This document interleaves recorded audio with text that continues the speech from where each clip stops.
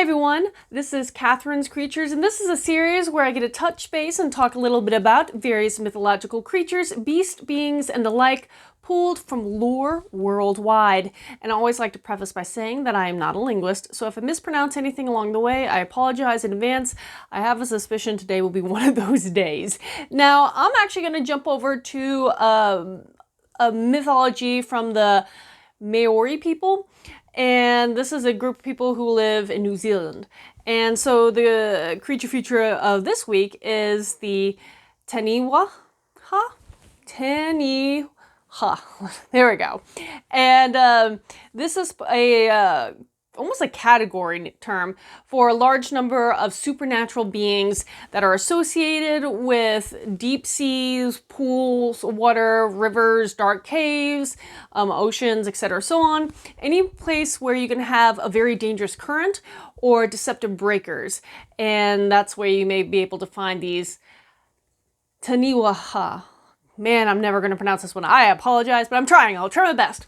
And some people believe that these entities are highly respected and kind of group them along with another category, Keitiaki, and those are essentially protective guardian spirits of places and people.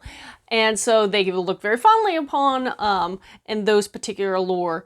But counterbalancing that, they can also be associated as being very dangerous and actually predatory beings that will kidnap women in order to force them to become their wives.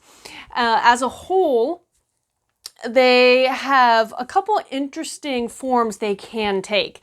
If you're out in the middle of ocean, sea, they take the form a lot of times of a giant whale or a very, very large shark. Other times, if you're in the more inland areas and waterways there, even though they have a form that is very whale-like in dimension, in the sense of very massive creature, its shape is a little more reminiscent of geckos or a local type of lizard called Tuatara. Man, these words today. Tuatara. If anybody is Kiwi or from New Zealand, please let me know how to pronounce these, because I know I am not pronouncing them correct. But anywho, think of a giant lizard or a gecko-like creature that has spines down the back and again lives in water environments inland. So two very strange forms, and the third one is even stranger still. The third most common form it can take in these legends is a massive floating log that's not moving in the currents the way a normal log would when being floating downriver. So three very interesting forms: shark and or whale, this kind of monstrous sized gecko or lizard, with spines, and then a log that is not acting normal, but it's actually a living entity. Now, they're also, depending on the lore, known to burrow through the earth and uproot trees along the way. For this purpose, they try to actually carve channels to the sea. And actually, in specific lore, there's the Wellington Harbor, and that harbor is believed to actually have been carved out by two of these Taniwha. I'm going to get this creature's name at some point. I really need someone to help me pronounce it. Let me try one more time. Taniwha? Oh, my Lord, have mercy. Anywho, look at the spelling below, because yes, and then you let me know what you think you pronounce it. But essentially, this Wellington Harbor was thought to be carved out by two of these entities, and actually the petrified remains of one of those two formed the hill that actually looks over to the city to this day.